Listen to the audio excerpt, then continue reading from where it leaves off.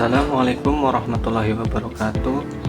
Perkenalkan, nama saya Aldi Riyandi, Fakultas Ekonomi dan Bisnis, kelas RA14 Manajemen semester 4. Di sini saya akan sedikit menjelaskan tentang manajemen koperasi dan UMKM. Untuk memenuhi tugas mata kuliah manajemen koperasi dan UMKM yang diampu oleh dosen Ibu Mardiah M.Pd. Untuk poin-poin tentang manajemen koperasi dan UMKM, yang pertama, konsep aliran dan sejarah perkembangan koperasi. Yang kedua, pola manajemen koperasi. Yang ketiga, tujuan, fungsi, dan pemodalan koperasi. Dan yang keempat, perangkat organisasi koperasi. Baik, saya akan menjelaskan poin yang pertama, yaitu konsep aliran dan sejarah perkembangan koperasi. Untuk yang pertama, konsep koperasi. Koperasi secara sederhana berawal dari kata CO yang berarti bersama dan operation artinya bekerja. Suatu organisasi koperasi adalah suatu perkumpulan dari sejumlah orang yang bergabung secara sukarela untuk mencapai suatu tujuan yang sama. Adapun menurut beberapa para ahli koperasi terbagi menjadi dua, yaitu koperasi primer dan koperasi sekunder.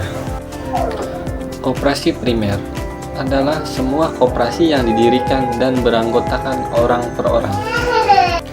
Sedangkan koperasi sekunder adalah koperasi yang didirikan oleh koperasi primer. Koperasi sekunder biasanya dibuat untuk efisiensi dan pemusatan. Ada juga jenis koperasi menurut Undang-Undang 25 tahun 1992 Pasal 16, di antaranya koperasi simpan pinjam, koperasi konsumen, koperasi produsen, koperasi pemasaran, dan koperasi jasa. Yang kedua, prinsip koperasi. Keanggotaan bersifat sukarela dan terbuka. Prinsip ini mengandung pengertian bahwa seseorang tidak boleh dipaksa untuk menjadi anggota koperasi, namun harus berdasar atas kesadaran diri. Sifat keterbukaan mengandung makna bahwa di dalam keanggotaan koperasi tidak dilakukan pembatasan atau diskriminasi dalam bentuk apapun. Pada saat rapat anggota, setiap anggota yang hadir mempunyai hak suara yang sama dalam pemilihan pengurus dan pengawas. Dan yang ketiga, sejarah perkembangan koperasi. Sejarah koperasi di dunia. Gerakan koperasi di dunia dimulai pada pertengahan abad 18 dan awal abad 19 di Inggris. Lembaga ini sering disebut dengan koperasi pra-industri. Semboyan liberty, equality, fraternity yang semasa revolusi didengung-dengungkan untuk mengobarkan semangat perjuangan rakyat, berubah tanpa sedikit pun memberi dampak perubahan pada kondisi ekonomi rakyat. Sistem ekonomi kapitalis atau liberal memberikan keuntungan yang sebesar-besarnya kepada pemilik modal dan melahirkan kemelaratan dan kemiskinan bagi masyarakat ekonomi lemah. Ada beberapa perkembangan koperasi. Yang pertama di Eropa dan yang kedua di Inggris. Pada tahun 1771 sampai 1858, gerakan koperasi digagas oleh Robert Owen. Dia menerapkannya dalam usaha permintaan kapsa di New Lanark, Skotlandia. Ternyata koperasi ini dikembangkan lagi oleh William King pada tahun 1786 sampai 1865 dengan mendirikan toko koperasi di Brighton, Inggris. Koperasi pun berkembang di negara-negara lainnya. Pada akhirnya, koperasi berkembang luas di negara-negara lainnya.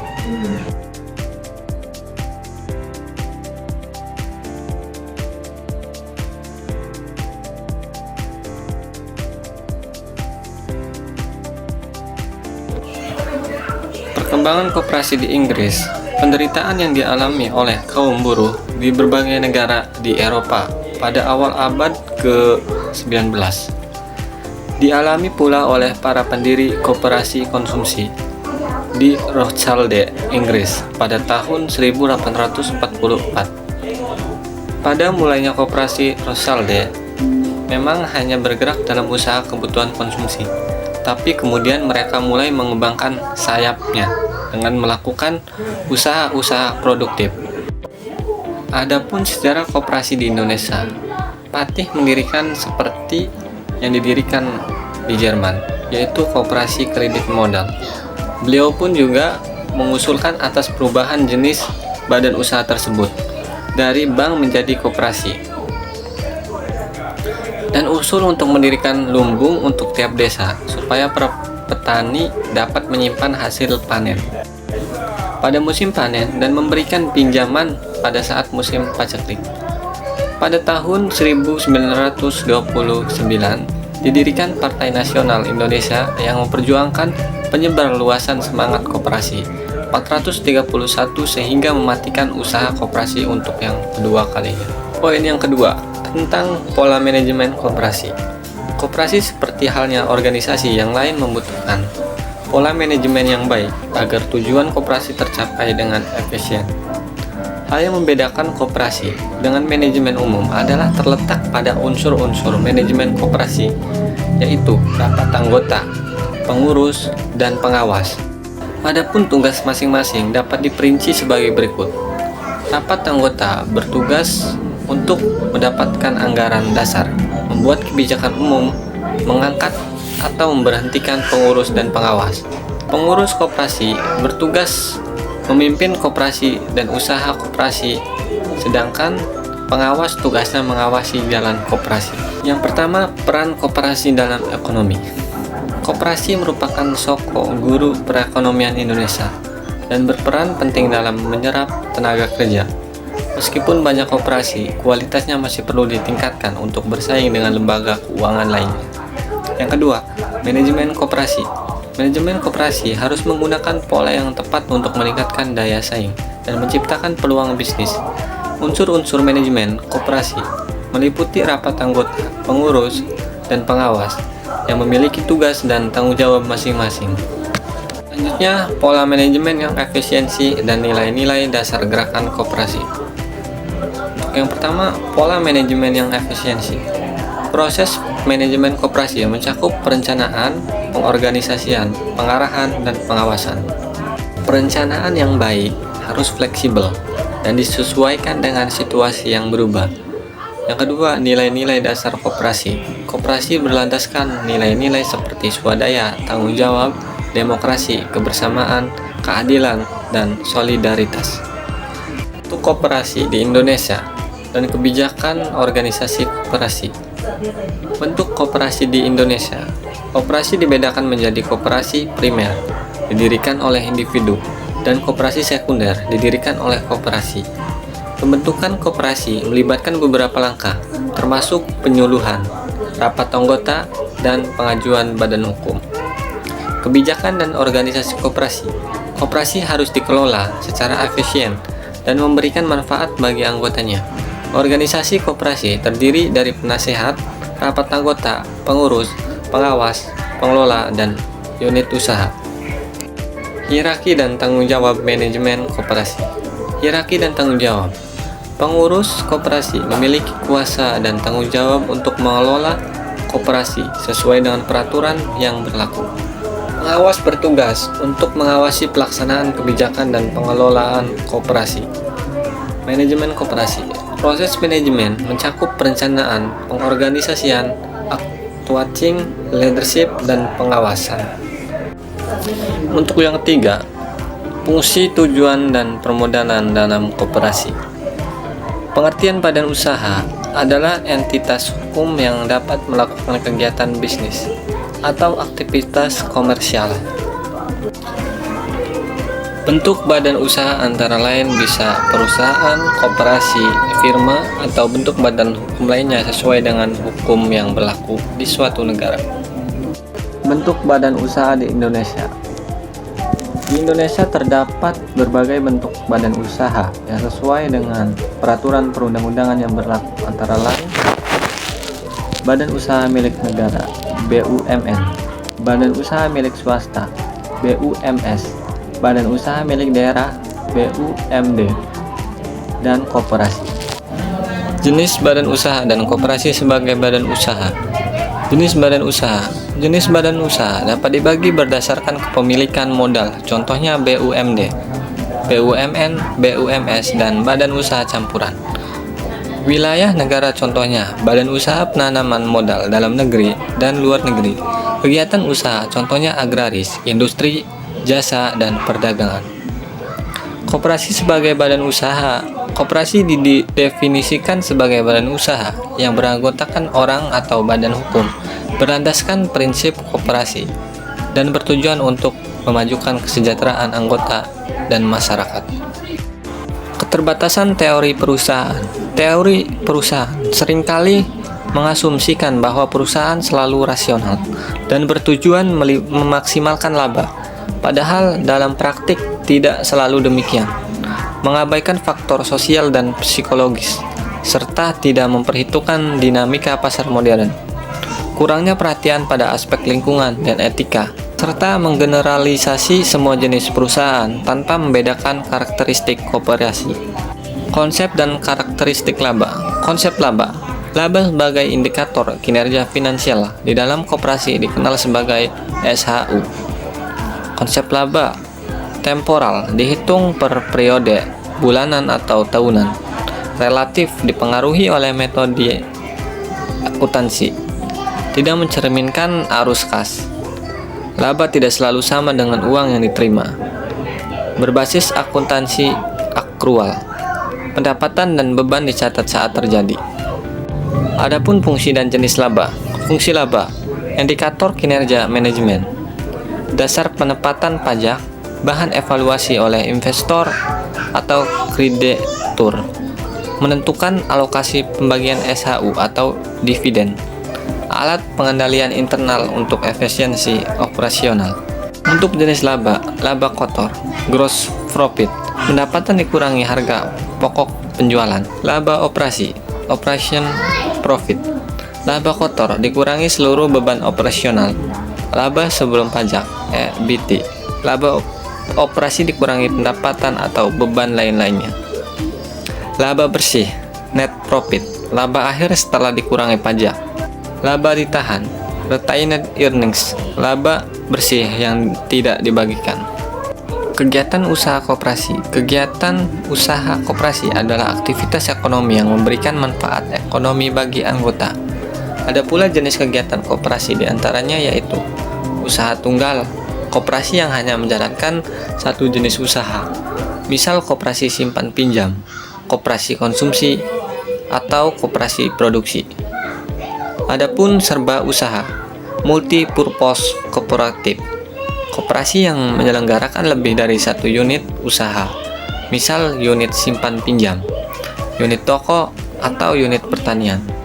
Modal dalam koperasi. Modal dalam koperasi merupakan sumber daya ekonomi, biasanya uang atau aset yang digunakan koperasi untuk menjalankan kegiatan operasional, investasi, dan pertumbuhan usaha. Yang pertama, fungsi modal. Menjalankan usaha dan operasional sehari-hari, memenuhi kebutuhan investasi untuk pengembangan usaha, menjaga keberlangsungan koperasi dalam jangka panjang. Yang kedua, sumber dan jenis modal. Modal sendirian, simpanan pokok, simpanan wajib, dan dana cadangan. Modal pinjaman, pinjaman dari lembaga keuangan dan surat utang. Modal penyertaan, investasi dari pihak luar dengan sistem bagi hasil. Distribusi cabang koperasi. Cadangan koperasi adalah dana yang disisihkan dari SHU untuk menambah modal atau menutupi kerugian. Dasar hukumnya adalah Undang-Undang Nomor 25 Tahun 1992 dan Undang-Undang Nomor 12 Tahun 1967. Dan Undang-Undang Nomor 12 Tahun 1967. Ada pula ketentuan penyisihan yang di maba 25% dari SHU usaha anggota dan 60% dari SHU non-anggota disisihkan untuk cadangan. Fungsi cadangan menambah modal, menutupi kerugian, menjaga likuiditas, dan memberikan keamanan finansial. Poin yang keempat, tentang manajemen dan perangkat organisasi. Yang pertama, pengertian manajemen. Manajemen adalah faktor terpenting dalam sebuah organisasi. Jika dianalogikan, manajemen merupakan nyawa dari sebuah struktur kelembagaan. Manajemen koperasi adalah proses perencanaan, pengorganisasian, pengarahan, dan pengendalian seluruh aktivitas dalam suatu koperasi untuk mencapai tujuan utamanya, yaitu meningkatkan kesejahteraan anggotanya secara bersama-sama berdasarkan prinsip-prinsip koperasi. Prinsip-prinsip tersebut meliputi keanggotaan sukarela, partisipasi aktif anggota, demokrasi dalam pengambilan keputusan, serta pembagian hasil usaha secara adil. Ada beberapa proses. Yang pertama, perencanaan atau planning, pengorganisasian, pengarahan, dan pengendalian. Yang pertama, perencanaan atau planning. Menyusun rencana strategis yang sesuai dengan kebutuhan dan aspirasi anggota koperasi, seperti menentukan tujuan usaha, merencanakan kebijakan, dan menyusun anggaran. Yang kedua, pengorganisasian, organizing. Mengatur struktur organisasi koperasi seperti pembagian tugas dan tanggung jawab antara pengurus, pengawas, dan anggota. Yang ketiga, pengarahan, directing. Memberikan arahan kepada pengurus dan anggota untuk menjalankan kegiatan koperasi sesuai visi, misi, dan rencana yang telah disepakati. Untuk yang keempat, pengendalian, controlling. Memantau jalannya kegiatan koperasi, mengevaluasi hasil yang telah dicapai, dan mengambil tindakan perbaikan jika diperlukan untuk menjaga keberlanjutan dan efisiensi koperasi. Yang kedua, perangkat organisasi. James A. F. Stoner mendefinisikan organisasi sebagai alat untuk mencapai tujuan, pekerjaan untuk mengkoordinasi sumber daya manusia dan sumber daya modal yang dimiliki oleh organisasi dapat diartikan. Yang kedua, perangkat organisasi. James A. F. Stoner mendefinisikan organisasi sebagai alat untuk mencapai tujuan, pekerjaan untuk mengkoordinasikan sumber daya manusia dan sumber daya modal yang dimiliki oleh organisasi disebut pengorganisasian, organizing, dan dilakukan oleh seorang manajer. Struktur organisasi dapat diartikan sebagai susunan dan hubungan antar komponen dan antar posisi dalam suatu perusahaan. Struktur organisasi menunjukkan hierarki organisasi dan struktur wewenang, serta memperlihatkan aliran pelapornya. Selain itu, struktur organisasi memberikan stabilitas dan kelanjutan hidup organisasi, walaupun sumber daya manusia di dalamnya silih berganti. Koperasi sebagai sebuah organisasi mempunyai ciri-ciri yang unik, yang membedakannya dengan yang lain. Secara umum, struktur dan tatanan manajemen koperasi di Indonesia dapat diurut berdasarkan perangkat organisasi koperasi, yaitu yang pertama, rapat anggota, pengurus, dan pengawas. Rapat anggota koperasi. Secara hukum, anggota koperasi adalah pemilik dari koperasi dan usahanya, dan anggotalah yang mempunyai wewenang mengendalikan koperasi, bukan pengurus dan bukan pula manajer. Oleh karena itu, tidaklah salah kalau dikatakan bahwa kunci dari keberhasilan koperasi terletak pada anggota. Para anggota koperasi bertemu pada waktu ke waktu tertentu pada suatu rapat. Yang selanjutnya disebut rapat anggota. Waktu-waktu mana telah diatur dalam anggaran dasar atau anggaran rumah tangga. Satu, fungsi rapat anggota yang ditegaskan dalam pasal 23 Undang-Undang Nomor 25 Tahun 1992 adalah menetapkan anggaran dasar atau ART, menetapkan kebijaksanaan umum di bidang organisasi, manajemen, dan usaha koperasi, menyelenggarakan pemilihan, pengangkatan, pemberhentian pengurus dan atau pengawas, menetapkan rencana kerja, rencana anggaran, pendapatan dan belanja koperasi, serta pengesahan laporan keuangan, mengesahkan laporan pertanggungjawaban pengurus dan pengawas dalam melaksanakan tugasnya, menentukan pembagian sisa hasil usaha (SHU), menentukan keputusan penggabungan, peleburan dana, pembubaran koperasi. Yang kedua, pengurus. Pengurus koperasi adalah orang-orang yang dipilih untuk masa jabatannya paling lama. Paling lama itu kisaran 5 tahun sesuai dengan anggaran koperasi. Sepertiga anggota pengurus koperasi dapat dipilih dari orang-orang yang bukan anggota koperasi. Sedangkan sisanya sebesar 2/3 adalah harus benar-benar berasal dari anggota koperasi. Pengurus koperasi bertanggung jawab langsung kepada rapat anggota. Pasal 30 Undang-Undang Koperasi Nomor 25 Tahun 1992 merinci tugas dan wewenang pengurus koperasi, diantaranya tugas pengurus mengelola koperasi dan usahanya, mengajukan rencana kerja serta rencana anggaran pendapatan dan belanja koperasi, menyelenggarakan rapat anggota, mengajukan lapor keuangan dan pertanggungjawaban pelaksanaan tugas, menyelenggarakan pembukaan keuangan dan inventaris secara tiba-tiba, menyelenggarakan pembukuan keuangan dan inventaris secara tertib, memelihara daftar buku anggota dan pengurus. Yang terakhir, pengawas. Berdasarkan Undang-Undang Nomor 25 Tahun 1992 tentang perkoperasian, pengawas yakni melakukan pengawasan terhadap pelaksanaan kebijakan dan pengelolaan koperasi yang dilakukan oleh pengurus, membuat laporan tertulis tentang hasil pengawasannya, kemudian menyampaikannya kepada rapat anggota.